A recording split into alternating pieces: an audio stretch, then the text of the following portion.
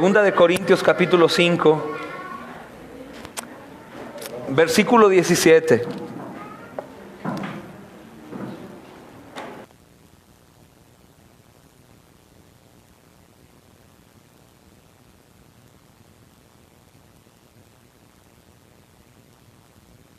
Versículo 17, hermanos. Dice en el nombre del Señor Jesucristo: de modo que si alguno está en Cristo, nueva criatura es. Las cosas viejas pasaron, he aquí todas son hechas nuevas. Hermanos, meditemos otra vez en este texto.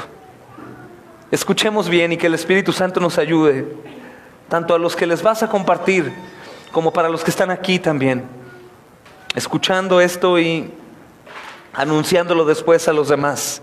De modo que si alguno está en Cristo, nueva criatura es. Las cosas viejas pasaron y he aquí todas son hechas nuevas. Y todo esto, que es muy extraño, hermanos, proviene de Dios, quien nos reconcilió consigo mismo por Cristo y nos dio a nosotros el ministerio, el servicio de la reconciliación. ¿Cuál es este ministerio? Que Dios estaba en Cristo reconciliando consigo al mundo, no tomándoles en cuenta a los hombres sus pecados, y nos encarga a nosotros la palabra de la reconciliación. Así que tú y yo, creyente, somos embajadores en nombre de Cristo, como si Dios rogase a través nuestro, reconciliados con Dios. Reconciliados con Dios. El que no conoció pecado, Cristo Jesús, por nosotros lo hizo pecado, para que nosotros fuésemos hechos justicia de Dios en Él. Así pues, nosotros como colaboradores suyos. Amén. Hermanos, esto es limón a los ojos de los legalistas, de los religiosos, de los que venden salvación por buenas obras, de los que exhortan a la gente a un cristianismo falso, porque aún las religiones, hermanos, se consideran cristianas. Las religiones, muchas de ellas, por no mencionar una por una, se consideran cristianas. Pero la verdad, hermanos, es que pues no tienen mucho de cristianismo, porque la religión tiene una característica, entre muchas, una muy especial. La religión dice: haz para que ganes. Y el cristianismo dice: Cristo ya lo hizo para que tú ganes. Cristo ya lo hizo. Y eso es lo que dice el versículo 17. Los que están en Cristo, si en realidad algunos de los que están aquí o los que les vas a predicar están en Cristo, asegúrate de decirles: nueva criatura eres. ¿Qué quiere decir eso? Sí, has nacido de nuevo. Las cosas de tu vieja vida quedaron atrás. Por eso el cristianismo es caracterizado en ocasiones porque hay gente ex drogadictos, ex prostitutas, ex alcohólicos, ex fulano, ex sutano, ex el otro, les da una nueva vida el Señor. Y ellos renuncian al pecado, por el poder de Dios son limpiados. Y el Espíritu Santo obra en ellos cada día más y cada día más, apartándolos del pecado. Y por eso el estudio, hermanos, que hoy tenemos, que es complemento del miércoles pasado, hablando de los machos cabríos del Antiguo Testamento como sacrificio, nos hablan de dos machos cabríos. Uno que era para el perdón de pecados, que se presentaba en el propiciatorio, su sangre era ahí puesta, y el otro macho cabrío que llevaba los pecados. Y esa es al desierto, y esa es la persona de Cristo aquí, hermanos. Es un tipo, esos machos cabríos. Una, a través de su sacrificio, nuestros pecados son perdonados, una vez y para siempre, a diferencia del sacrificio anual de los machos cabríos en el Antiguo Testamento. Pero la otra, del tipo de Cristo en cuanto al llevarse los pecados, es que Cristo lleva los pecados también y nos hace nuevas criaturas. Y cuando digo lleva los pecados, quiere decir que es imposible que ninguno de los que están en realidad en Cristo continúen siendo iguales a como eran antes de Cristo. Por eso dice el apóstol Pablo: de modo que si alguno está en Cristo, es nueva criatura. Y si eres nuevo, las cosas viejas pasaron, todas son hechas nuevas. Esto no quiere decir que no sea pecador un cristiano. Es pecador, continúa pecando, pero así como continúa pecando, continúa arrepintiéndose. Y como continúa arrepintiéndose, continúa siendo santificado por el Espíritu Santo, por el poder de la palabra, predicación tras predicación, lectura tras lectura, oración bíblica, y todo eso que proviene de Dios nos va alimentando el alma y nos va cambiando cada vez más. La santificación, hermanos, es un proceso ascendente. No es soy hecho santo, apartado únicamente y me quedo ahí, sino es un proceso que lleva un crecimiento. Es importante saber, porque en el momento que algunos creyentes se quedan estancados, es porque algo está pasando. ¿Y por qué podemos decir algo está pasando? Porque la obra del Señor es perfecta y no tiene errores. Y el que comenzó la buena obra en ustedes, la perfeccionará. Y si habla de obra y de perfección, quiere decir que hay un trabajo intermedio, ¿sí o no? Ese trabajo intermedio es ascendente, progresivo. Está trabajando, está limpiándonos de toda la maldad, de todos los deseos del mundo que teníamos en nuestra vieja vida. Y como continuamos teniendo, hermanos, mente, un corazón y carne, continuamos siendo pecadores hasta el último día de nuestra vida. La diferencia entre un pecador redimido, perdonado, y un pecador no perdonado, es que el pecador no perdonado continúa pecando deliberadamente y no le importa. O tiene remordimiento, pero no es por el Señor, sino es por lo que le sucede a causa de su pecado. Esto es importante entenderlo, porque a veces preguntamos, ¿estás arrepentido? Sí, estoy arrepentido, pues es que ya tengo cirrosis de tanto que tomé. Ese no es arrepentimiento salvador, eso es arrepentimiento por la consecuencia de su pecado. ¿Estás arrepentido de tu adulterio, de tu fornicación, hermano? Sí, pues es que ya tengo gonorrea o sífilis, o ya estoy infectado en mi sangre por alguna enfermedad venérea. Eso no es arrepentimiento salvador, eso es arrepentimiento a consecuencia del pecado. Pero cuando hablamos del arrepentimiento salvífico, es no importar las consecuencias de mi pecado, más allá que la consecuencia que Cristo padeció por mi culpa. El arrepentimiento se vuelve reverente, volteando a la persona de Jesús. Y todo lo que hacemos es para la gloria suya, no para la nuestra. Para la gloria suya porque Él es digno. El Cordero de Dios es digno. Cuando firmamos en nuestros escritos, el Cordero es digno, ¿qué se te viene a la cabeza? Primeramente Cordero. ¿Por qué un Cordero? Porque el Cordero era sacrificado en el Antiguo Testamento y su sangre era derramada. El Cordero de Dios quita el pecado del mundo, lleva el pecado, paga por él. Y eso hace algo, hermanos, en nuestras vidas, que es voltearlo a ver y decirle, Señor, heme aquí, hago lo que tú quieras. El trabajo difícil nos toca a nosotros, los predicadores, porque, como decía el apóstol Pablo, cuando hablamos la verdad nos hacemos enemigos de las personas. Porque la verdad duele, lastima, y el hombre no penitente, pues se enoja con la persona que habla la verdad. Pero no importa eso, hermanos, tarde o temprano la verdad prevalecerá y será manifiesta ante todos. Y esa verdad predicada en el último aliento de la vida de las personas que oyeron, dará efecto. Ahí en el último momento, los últimos latidos del corazón de una persona necia que iba y escuchaba el Evangelio, en sus últimos latidos va a estar recordando al Cordero de Dios que quitó el pecado del mundo y alcanzará salvación por esas cosas, como dice el texto, que provienen de Dios. Cristo, que no tenía pecado, se hizo pecado por nosotros. Fue el tipo, hermanos, en el estudio que estamos viendo. Vimos el estudio pasado, estamos leyendo Levítico, ¿se acuerdan? Y vamos a abrir otra vez Levítico, por favor, hermanos. Es Levítico, capítulo 16.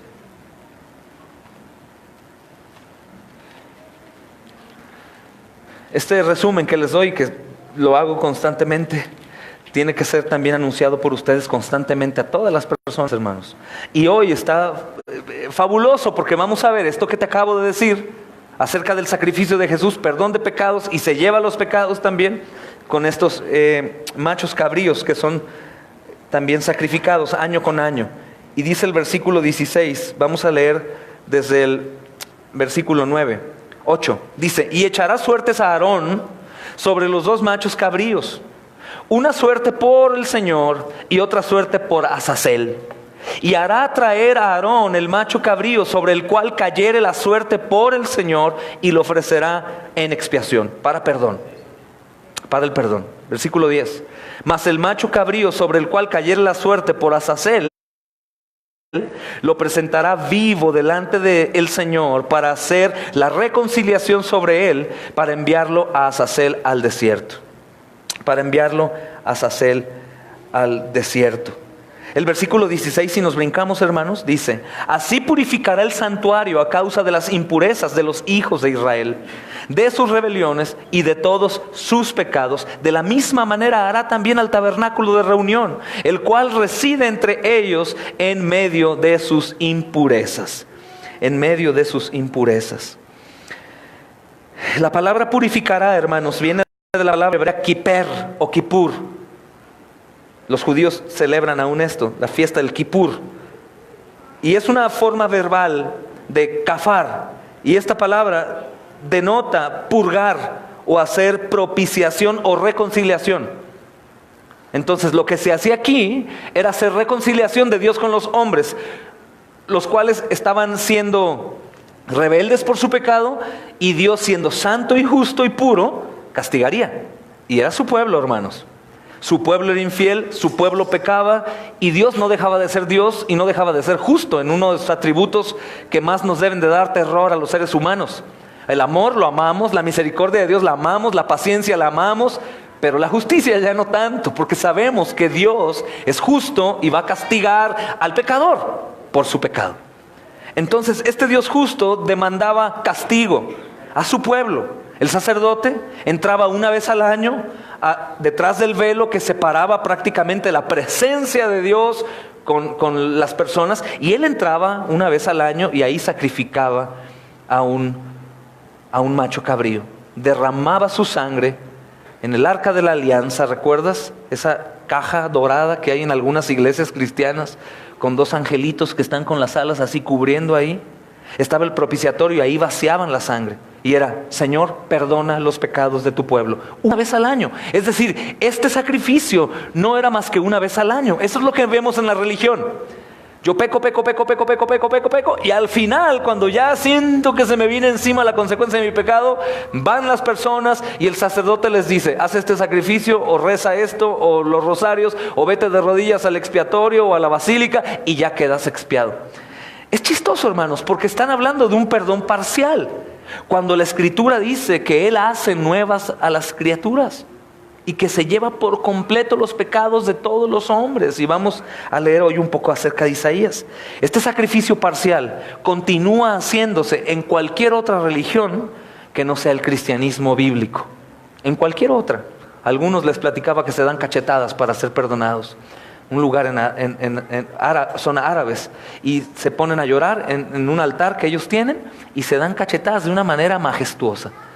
Unas cachetadas que dicen: no puede ser posible que se atrevan a pegarse de esa manera.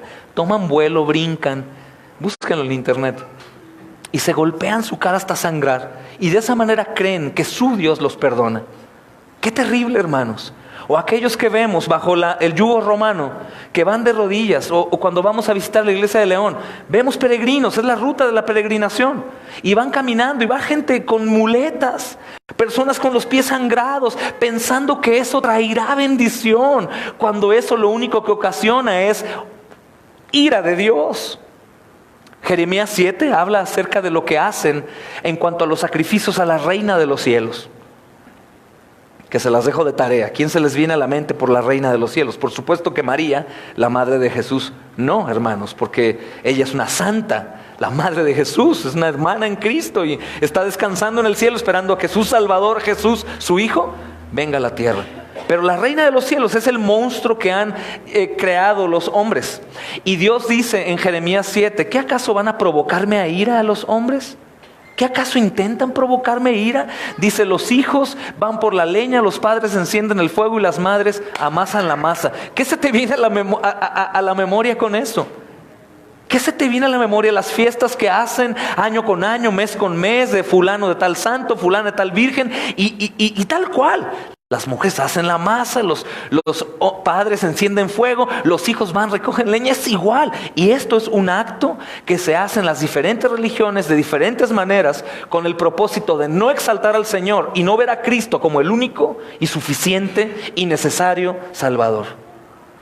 Entonces, veíamos la suerte para purificación que se echaba sobre el primer macho cabrío, que era suerte del Señor. La suerte es el Señor. Y hablaba de la purificación, hermanos.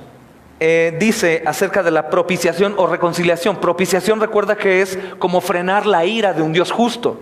Los que de pronto no les acomoda bien, ¿cómo que la ira de Dios? ¿Dios tiene ira? Sí, Dios tiene ira, porque si es un juez justo, tú sabes que cuando llegamos como ladrones a un juez, el juez me va a enviar a la cárcel, y eso parece un acto de maldad. Juez, ya me arrepentí, ¿por qué me mandas a la cárcel? Porque es que soy un juez justo y tú tienes que pagar por tu pecado. ¿Están de acuerdo? Dios es igual, hermanos. Nada más que Dios tiene ira por el motivo, hermanos, de que Dios es santo y puro y no tolera absolutamente nada de maldad. Absolutamente nada de maldad. ¿A qué grado es la ira de Dios y su justicia?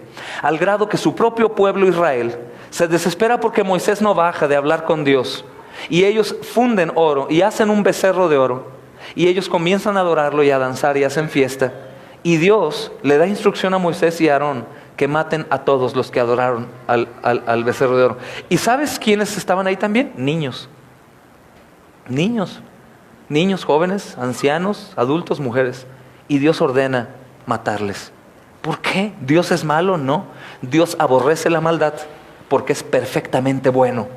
Perfectamente bueno, hermanos. Perfectamente bueno.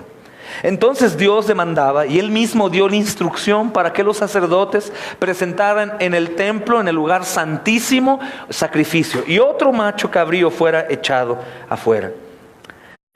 La obra de la reconciliación es vista en Hebreos capítulo 10. Dejen su dedito en Levítico, hermanos. Y en Hebreos capítulo 10 dice acerca de esta obra expiatoria o esta obra de redención. Dice capítulo 10 versículo 4. Dice, porque la sangre de los toros y de los machos cabríos no pueden quitar los pecados. No pueden quitar los pecados. No pueden quitar los pecados. Entonces, estos sacrificios nos dicen que eran parciales. No quitaban pecados. Aunque se llevaban el pecado, se pedía perdón, el próximo año lo volvían a hacer. ¿Y por qué lo hacían el próximo año, hermanos? ¿Por qué creen? Porque volvían a pecar. Y volvían a pecar, y volvían a pecar. Y eso no es muy diferente a ti y a mí. Tú y yo volvemos a pecar. Y hoy salimos con la iglesia y volvemos a pecar. Y aquí hay parejas que nos vamos a ir y en el camino vamos a discutir y vamos a pecar. Y mi hijo rompe algo y voy a caer en ira y no lo voy a disciplinar de una manera amorosa, sino voy a pecar y le voy a gritar. Y es muy probable que hasta una palabra corrompida salga de mi boca. Voy a pecar y voy a pecar y voy a pecar y voy a pecar. Entonces la religión dice que tú debes de dejar de pecar para salvarte. ¿Quién podría ser salvo, hermanos? ¿Quién podría dejar de pecar? Nadie. Este sacrificio anual era necesario porque la gente pecaba. Y era el pueblo de Dios, el pueblo elegido por Dios, los que conocían la ley de Dios, los que tenían el libro de la ley y los que querían obedecerlo. No podían, pecaban. Ahora, ¿qué será de ti y de mí? Que somos pueblo que no buscaba a Dios, que estamos extremadamente lejos del lugar en donde estaba el templo y el temor de Dios, extremadamente lejos. No sé cuánto tiempo harás caminando, pero no llegas.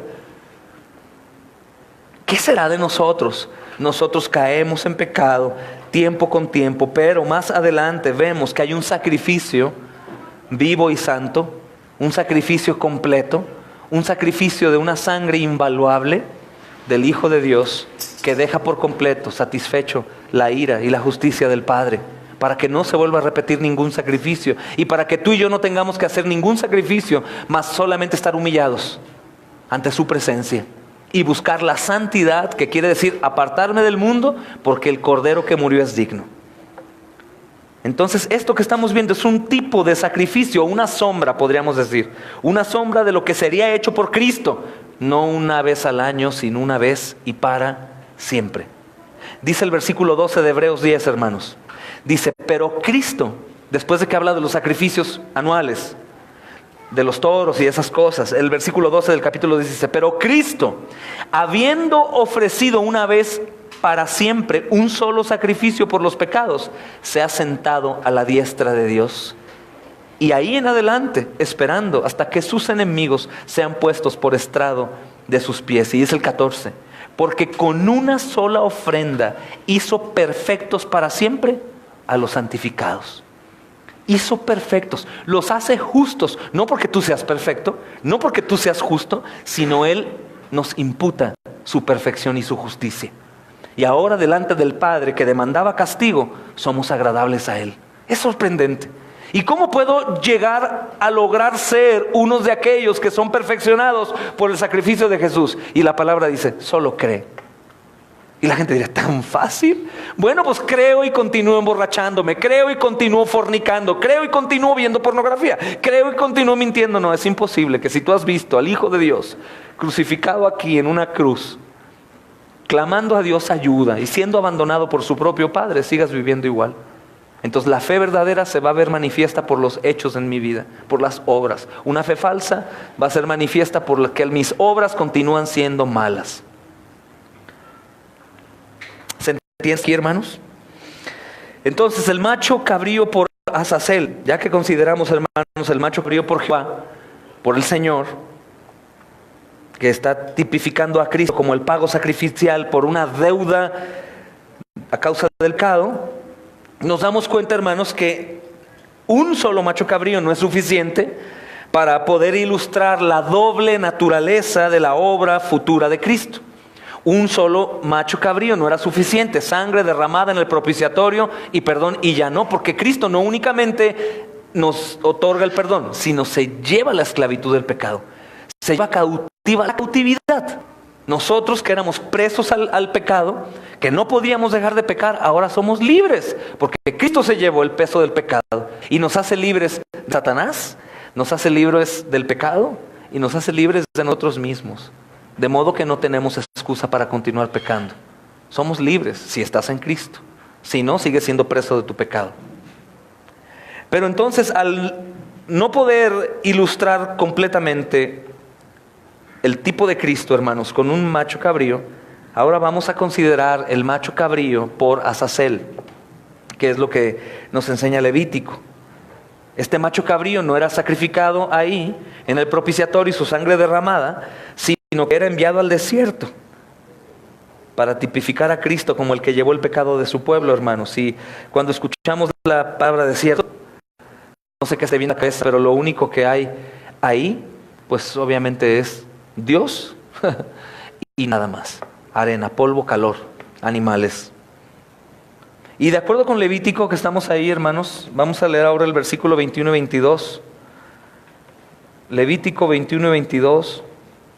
Dice, y pondrá Aarón sus dos manos sobre la cabeza de macho cabrío vivo, y confesará sobre él todas las iniquidades de los hijos de Israel, todas sus rebeliones y todos sus pecados, poniéndolos así sobre la cabeza del macho cabrío, y lo enviará al desierto por mano de un hombre destinado para esto.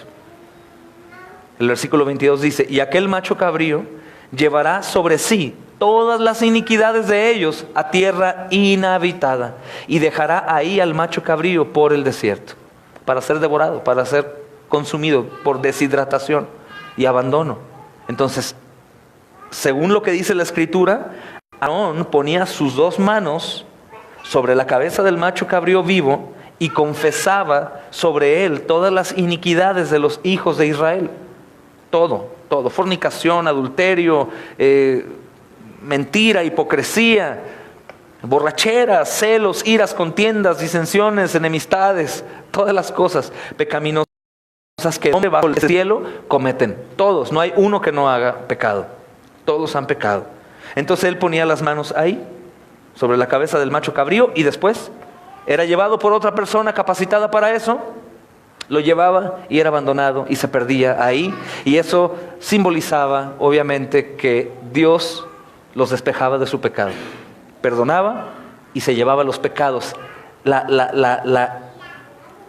vida pecaminosa de los hombres, para que no fuera tomada en cuenta por Dios y fuera la ira derramada sobre el macho cabrío del Señor. Obviamente una ira parcial, porque también el pecado era de perdón parcial. Entonces, esta ilustración, hermanos, si se dan cuenta, es sumamente poderosa. Podríamos predicar el Evangelio de Cristo aquí, en Levítico, hablando hablando acerca de los machos cabríos. Y yo también pondría aquí que el sacerdote que ponía las manos, que es Aarón, sobre el macho cabrío pidiendo perdón, es Cristo pidiendo perdón por nosotros también. Entonces Cristo está cumpliendo los dos labores de los machos cabríos y también de sacerdote. También de sacerdote. Y esta ilustración, hermanos, a mí me da mucho para predicar y para gozarme en la obra tan hermosa del Señor Jesucristo. Esta es la doctrina de la imputación. Imputación viene de una palabra que es in, es latín, in, que es igual a en o hacia, in, que es igual a en o hacia, más putare. Y putare es igual a tener en cuenta. Tener en cuenta, es decir, hacia alguien o hacia algo, o en alguien o en algo se tiene en cuenta esto. Y en esta doctrina de la imputación, hermanos, Dios considera que los pecados del pueblo están colocados sobre una víctima inocente. Los pecados del pueblo están colocados sobre una víctima inocente. En este caso, el macho cabrío, de suerte por Azazel, era inocente y el sacerdote ponía sus manos e imputaba el pecado en él. Imputaba el pecado en él. Y este inocente sufría la culpa en lugar de los pecadores. Hermanos, podríamos decir, pobre cabrito,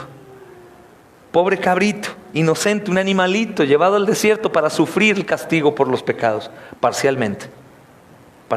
Podríamos saber, hermanos, que el macho cabrío iba caminando y el sol, el calor, el agua, pero ponte a pensar, cualquier otro animal podría pasar por lo mismo. Podría pasar por lo mismo. Soledad, abandono, deshidratación, falta de hambre.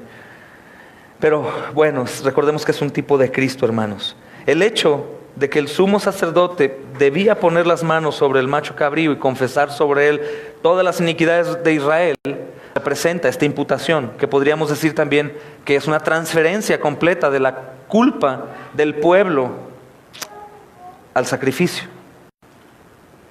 Toda la culpa del pueblo en ese sacrificio se imputaba sobre él. Yo he notado, y hemos dicho antes, el pastor R.C. Sproul, que descansa por gracia en la presencia del Señor, decía que era una doctrina de la doble imputación. Y yo analizando, estudiando esto, hermanos, yo veo una triple imputación. La primera imputación es de que se nos puso a nosotros el pecado de Adán. ¿Okay? La segunda imputación es que nuestro pecado es puesto sobre Cristo. Y la tercera imputación es que la justicia de Cristo es puesta en nosotros. Es puesta en nosotros. Y la verdad, las primeras dos son como injustas a los ojos de los hombres. A mí me han dicho, y a lo mejor a ti también que predicas, ¿y a mí qué que Adán haya comido del árbol? ¿Yo qué le hice a Dios? Yo no. E insisto con ese ejemplo, podríamos decir algunos, si yo hubiera sido Adán, yo no hubiera hecho caso a Eva. Yo la disciplino y la siento a la muchacha. Yo no hubiera hecho caso a comer. Si Dios me dijo que no, yo no hubiera comido, pero sí hubiéramos comido. Dios nos dice que no a muchas cosas y lo hacemos. Es lo mismo, como le dije a aquel joven que ya es famoso, pero no he dicho su nombre. Le dije, tú no te hubieras comido un fruto, te hubieras comido el árbol entero, con todo y ramas y tronco, como ardilla. Y así nosotros, hermanos. Pero esa imputación es injusta a la gente. Dicen, ¿a mí qué que Adán pecó? ¿A mí qué? Pero bueno, es imputado su pecado porque venimos de él.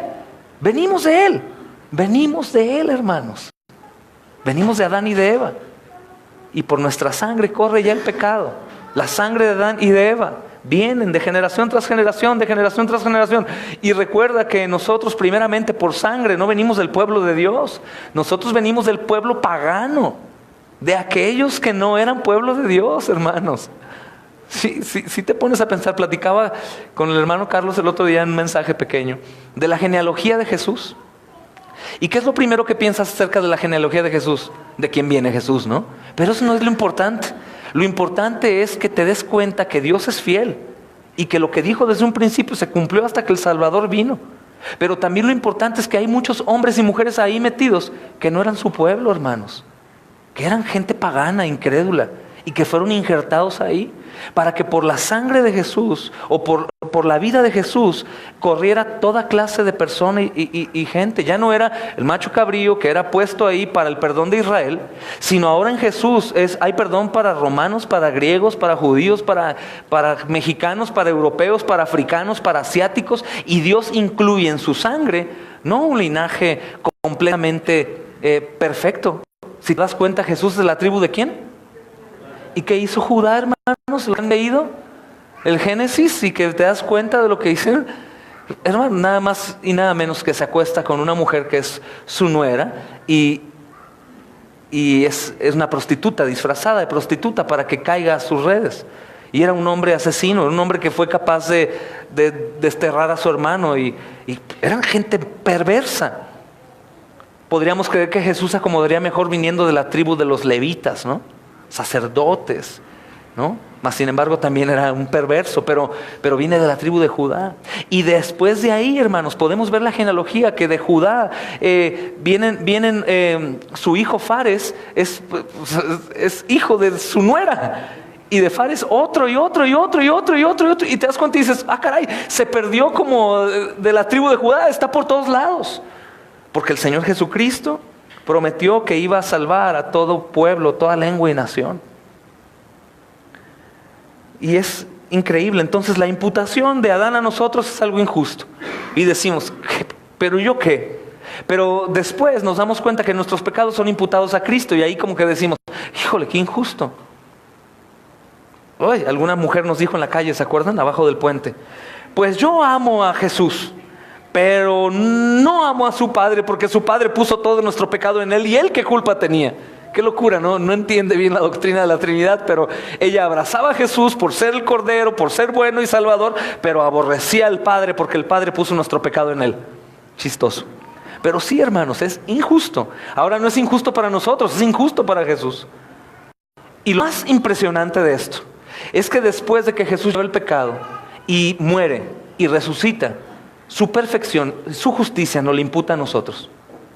Como es algo imputado, no es algo que yo logré o hice, es algo imputado, es algo que me ponen ahí. Es como una persona que no es ni hijo, ni tío, no es tampoco un pariente, sobrino, es un vil desconocido, pero resulta que a un anciano un día millonario se le ocurrió ver el directorio y dijo, no lo conoce, no sabe si es bueno, no sabe si es malo, nada. Simplemente dice y te hereda toda su herencia.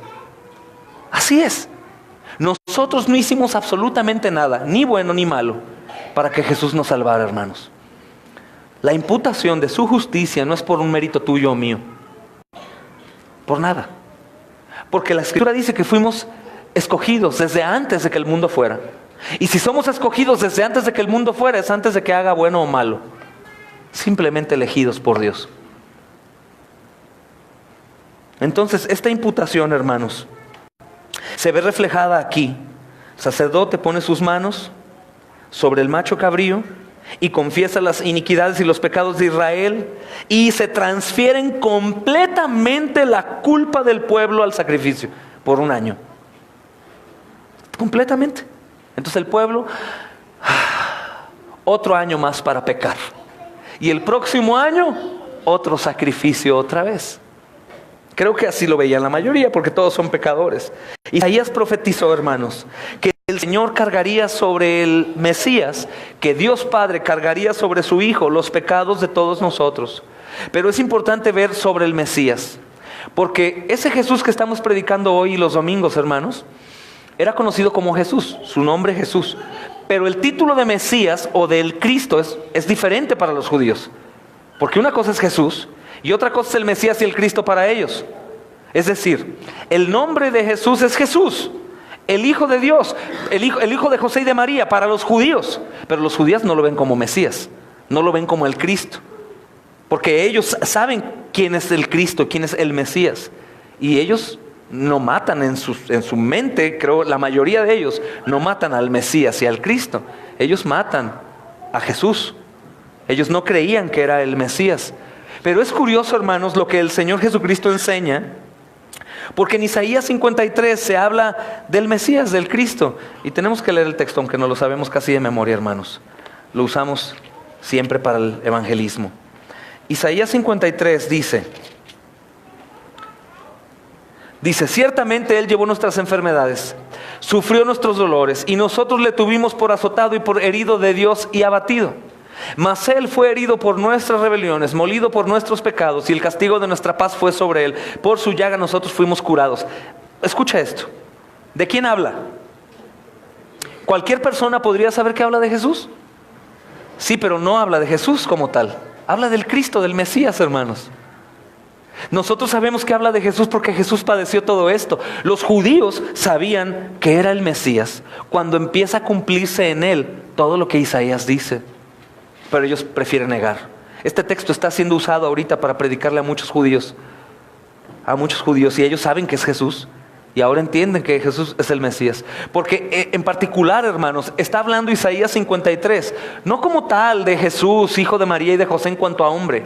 Está hablando del Mesías enviado, que obviamente es Jesús, Emmanuel, Dios con nosotros. Pero están hablando acerca del Mesías. Entonces la gente estaba esperando, así como el macho cabrío que era sacrificado o enviado al desierto, la gente estaba esperando al Mesías. Porque en Él serían llevadas todas las enfermedades. Él sufriría todos los dolores. Todos nosotros le tendríamos por azotado, por herido de Dios y abatido. Y Él sería herido por nuestras rebeliones, molido por nuestros pecados. Y el castigo de nuestra paz iba a ser sobre Él. Y por su llaga nosotros íbamos a ser curados. ¿Te das cuenta cómo tiene mucha relación con el macho cabrío? Y luego dice el versículo 6. Dice, todos nosotros nos descarriamos como ovejas, cada cual se apartó por su camino. Mas su Padre, Dios Padre, Yahvé, Jehová, cargó en Él el pecado de todos nosotros. Es lo mismo, Aarón ponía las manos sobre el macho cabrío y cargaba en él los pecados de todos nosotros y se iba. Y aquí el Padre carga en el Hijo el pecado de todos nosotros. Jesús es el Cristo. Jesús es el Mesías. El Nuevo Testamento, hermanos, deja claro que nuestro pecado es imputado a Cristo y que su justicia fue imputada a nosotros. Nuestro pecado es imputado, puesto en Jesús. Y su justicia, perfección, puesta a nosotros. Es la doctrina doble de la imputación, más yo agregaría la imputación de Adán hacia nosotros, que a fin de cuentas es nuestro pecado. Es nuestro pecado. Si Adán hubiera pecado, nosotros hubiéramos pecado. Dice 2 Corintios 5:21, que es el texto con el que abrimos el estudio, ¿no? 2 Corintios 5:21 dice, el que no conoció pecado, por nosotros lo hizo pecado, para que nosotros fuésemos hechos justicia de Dios en él. Al que no conoció, al que nunca tuvo que ver nada con el pecado, lo hizo pecado. Lo hizo pecado. Cuando nos preguntamos por qué Jesús está gritando en la cruz, gritando, literalmente gritando, no es con palabras bonitas y con una voz de poeta, aunque tenía una voz impresionante. El mismo Marcos capítulo 1 dice que ¿quién es este que habla con tanta autoridad? Supongo que su voz incluía un timbre hermoso para ser apreciado con toda la sabiduría que Él es, dada a los hombres, pero las palabras que dice en la cruz del Calvario, Elí, Elí, lama sabactami, en arameo, obviamente no es unas palabras, está gritando, hermanos, gritando, llorando, como cualquier joven de 30 años, siendo espantosamente abatido en una cruz, abandonado, con un dolor extremo y sintiendo algo que nunca nosotros vamos a sentir, sintiendo cero misericordia, cero paz, cero amor, cero, hermanos, cualquier cosa buena que nosotros podemos llegar a apreciar. Aún el respirar, el deglutir, el comer algo y satisfacerlo. ¿Recuerdas que en lugar de agua, qué le dieron? Aún en eso, amargura total. Y el grito del Señor es desgarrador, llorando, Elí, Elí, con fuerza y con mucha agonía. ¿Por qué? Porque lo hizo pecado, y Dios y el pecado no cohabitan, y lo abandona. Hay quien dice, pero es imposible que Dios abandone a Dios. La Trinidad no se abandona, hermanos. Pero Jesús, el hombre, fue abandonado. ¿Como quién? Como el macho cabrío, sacrificado en el propiciatorio. La cruz es el propiciatorio. y como el macho cabrío enviado al desierto abandonado. De la misma manera, los dos machos cabríos estaban siendo un tipo de lo que iba a pasar con Jesús, abandonado, solo, y gritando de una manera desgarradora, como nos podemos imaginar, con su pura carne destrozada, Más aparte, algo que no podemos imaginarnos, que es estar abandonados por Dios. Ni el peor asesino en la tierra, hermanos, ni un abusador de niños sienten lo que Jesús siente. Ellos todavía, un abusador de niños, que es lo peor, un secuestrador, un asesino desquiciado, cualquier cosa horrenda en los hombres no hace que en la tierra sientan lo que Jesús sintió. Ni aun cuando son llevados a la silla eléctrica, si existe todavía, o la inyección letal, o a quemarlos, o a hacer lo que sea, sienten lo que Jesús sintió. Porque no era únicamente relacionado con la carne, sino era relacionado con quitar todos los atributos de Dios benévolos a nosotros, quitarlos. O sea, es como te decía el domingo, quita de ti, de tu sentir, la paz. Quita de ti la tranquilidad, el dormir, el despertarte, el amor, la misericordia. Quita de ti la bondad, quita de ti todo lo bueno que hay, aún en lo malo. El abrazo de un amigo, esas cosas, hermanos, que nos traen, que podría resumir en paz. Quítalo. Y más aparte, suma lo que no podemos jamás imaginar, la ira de Dios. ¿Y quieres imaginar cómo puede ser la ira de Dios? Bueno, ¿ves terremotos con gente muerta? ¿Ves erupciones volcánicas? ¿Ves cosas cayendo del espacio y destrozando todo lo que hay? Incendios, inundaciones, niños con cáncer, personas enfermas. Esas cosas que vemos es parte de la ira de Dios. Ahora imagínate la verdadera y eterna ira de Dios sobre un solo hombre llamado Jesús, que tenía el poder como Dios de escapar y quedó ahí por amor a ti y a mí. Es impresionante. Y el Nuevo Testamento habla de esto, hermanos, y en este texto más. Entonces, el versículo 22 de nuestro texto en Levítico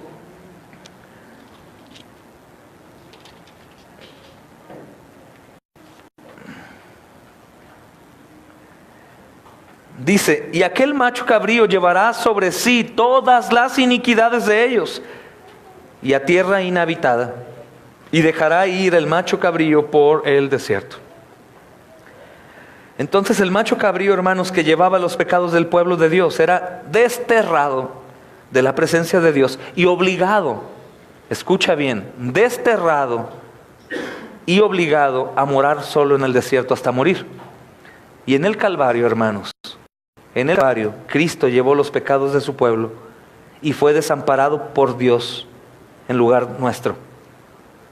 Por esta razón, Él clamó en la cruz lo que te decía en arameo: Dios mío, ¿por qué me has desamparado? Así como el macho cabrío que vagó por el desierto y los cuerpos de los animales del sacrificio que eran quemados afuera de la puerta, así mismo, hermanos, Cristo, fuera de la puerta de la ciudad, en el monte Calavera, donde eran asesinados los peores maleantes sobre una cruz, porque únicamente en la cruz subían los malditos, no cualquiera, hermanos, sino los malditos. Ahí Jesús, fuera de la ciudad, fue abandonado para morir, apartado de Dios y del pueblo de Dios. Mira Hebreos capítulo 13, versículo 11.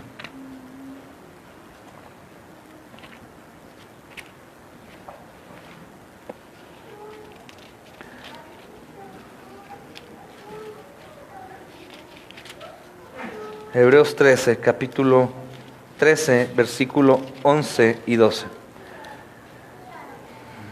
Dice: porque los cuerpos de aquellos animales cuya sangre a causa del pecado es introducida en el santuario por el sumo sacerdote, son quemados fuera del campamento, por lo cual también Jesús, escucha, por lo cual Jesús, para santificar al pueblo mediante su propia sangre, padeció fuera de la puerta, de la presencia de Dios, de la ciudad, hermanos.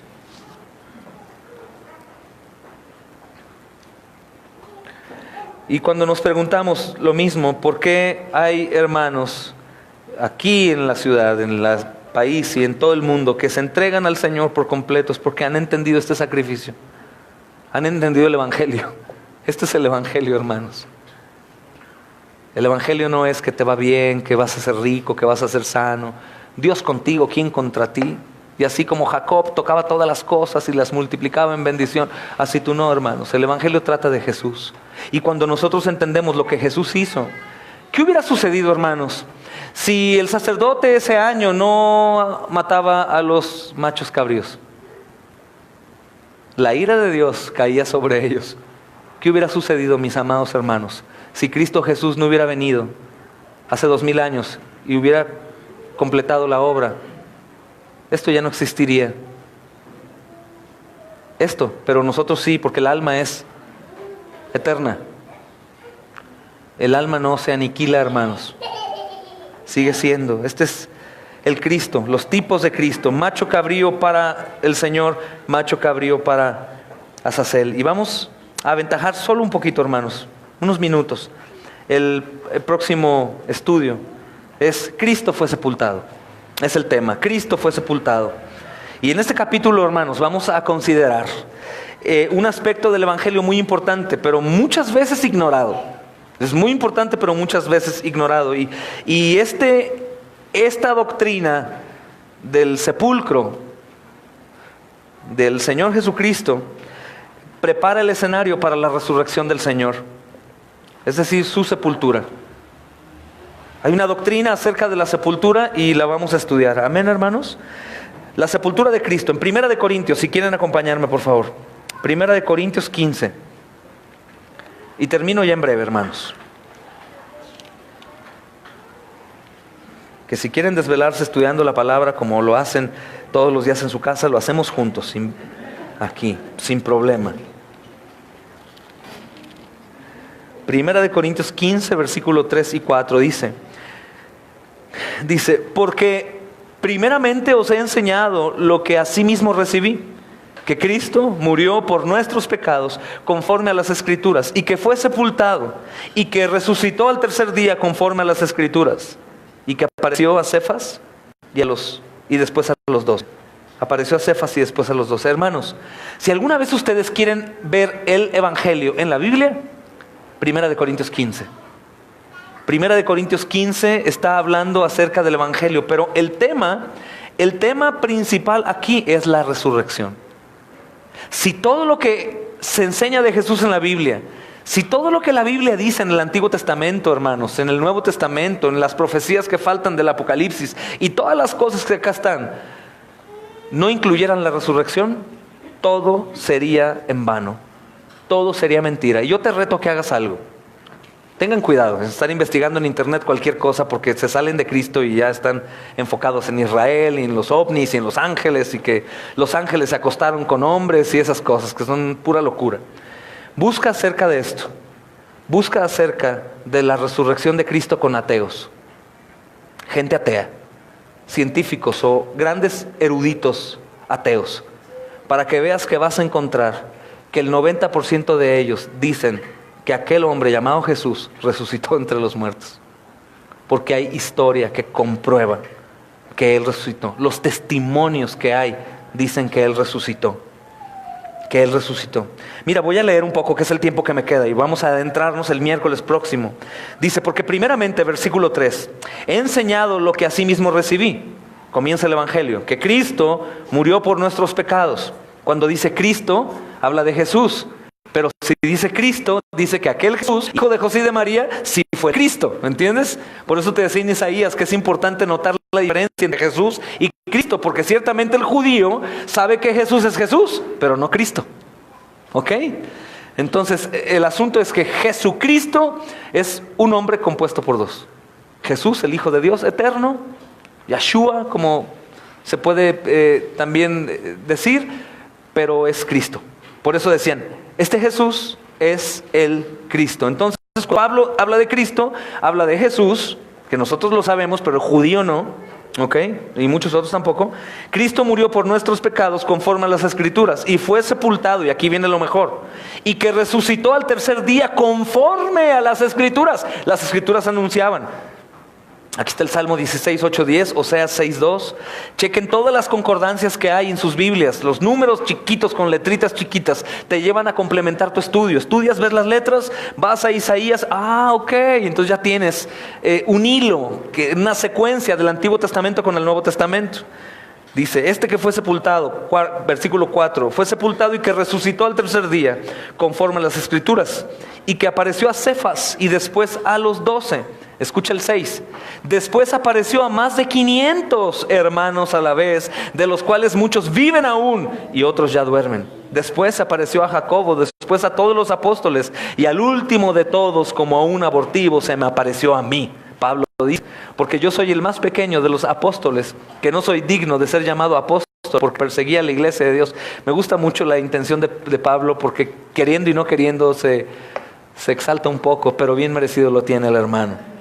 Bien merecido lo tiene el hermano. El más pequeño, que es el más grande evangelista en la Biblia, ¿verdad, hermanos? Dice el versículo 10, pero por gracia de Dios soy lo que soy, y su gracia no ha sido en vano para conmigo. Antes he trabajado más que todos ellos, pero no yo, sino la gracia de Dios conmigo. Porque o sea yo, o sean ellos, así predicamos y así habéis creído. Pero si se predica de Cristo, escucha, pero si se predica de Cristo que resucitó de los muertos, ¿cómo dicen algunos entre vosotros que no hay resurrección de los muertos? Porque si no hay resurrección de muertos, tampoco Cristo resucitó. Y si Cristo no resucitó, vana entonces es nuestra predicación, vana también es nuestra fe. Y somos hallados falsos testigos de Dios, porque hemos testificado de Dios que Él resucitó a Cristo, el cual no resucitó. Y si en verdad los muertos no resucitan, porque si los muertos no resucitan, tampoco Cristo resucitó. Y si Cristo no resucitó, vuestra fe es vana, aún están en sus pecados.